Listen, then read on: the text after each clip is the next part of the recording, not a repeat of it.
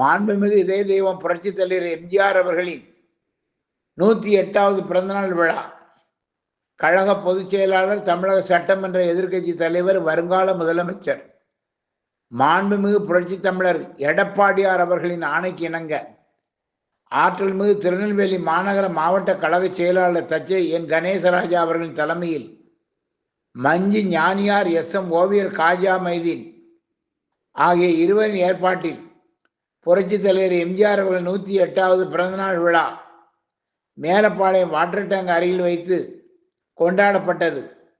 அதனைத் தொடர்ந்து எம்ஜிஆரின் திருவுருவப் படத்துக்கு மலர் தூவி மரியாதை செலுத்தப்பட்டது.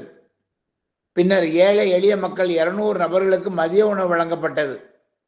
இந்த நிகழ்ச்சியில் மாவட்ட கழக செயல் வீரர்கள் சுதா கே. பரமசிவன், ஏ. மஹபூப்ஜான், கே.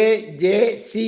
ஜெரால்ட், பால் கண்ணன், எம்ஜிஆர் மன்றம் இ. வேலாயுதம், பரணி ஏ. சங்கரலிங்கம், மேலப்பாளையம் மேற்கு பகுதி கழக தொண்டர்கள் அனைவரும் கலந்து கொண்டனர்.